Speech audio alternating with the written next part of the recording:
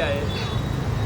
आपण यांना सांगण्याप्रमाणे यांना आपण 4 तारखेला माझ्यावरती जो भाड हल्ला झाला त्याच्याबद्दल आपण पोलीस स्टेशनला आणि सर्व ठिकाणी आपण फिरलो, पण पोलिसांनी दखल घेतलेली नाही आहे. कारण ते संघटित गुन्हेगार आहेत आणि त्यांच्यावरती त्यांचा चहा पाणी त्याच्यामुळे ना सिपिंगनी दाद दिली. आपण त्यांना 8 तारखेला पत्रव्यवहारही केला होता, तरीही कुठल्याही प्रकारची यांच्याकडून दखल घेतलेली गेलेली नाही आहे. म्हणून आज आपण इशारा दिलेला होता तर मी इथे उपोषण करणार. मी इथे 11 वाजल्यापासून इथे बसलेलो आहे. आता बघू पुढं काय होतं. आता किती कोणावरती गुन्हे दाखल करतात, काय करतात, कारण मी माझ्या घरामध्ये सुरक्षित नाही आहे.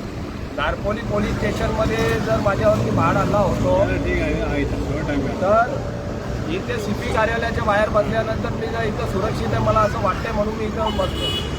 कारण CP कार्यालयाच्या बाहेर जर माझ्यावरती हल्ला झाला तर समजा त्यांना मुंबई पोलीस जी महाराष्ट्राची जी काही पोलीस आहे ती पोलीस यंत्रणा कशा पद्धतीने काम करते हे आपण आज महाराष्ट्रभर बघत आहे. महाराष्ट्रामध्ये पोलीस यंत्रणा हे कुठल्या तरी नेत्याच्या हाताखाली काम करते आणि नेता हा पूर्णपणे याला सपोर्ट करतो आणि हे नेत्याला सपोर्ट करतात. मर्डर केलेली पोरं आहेत ती गुन्हेगारी संघटित गुन्हेगार आहेत.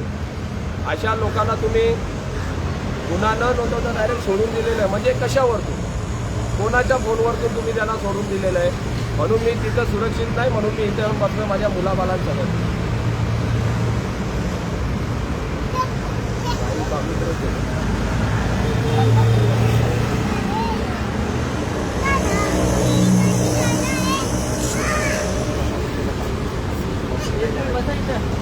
या व्हिडिओ मस्ती नाही करायची.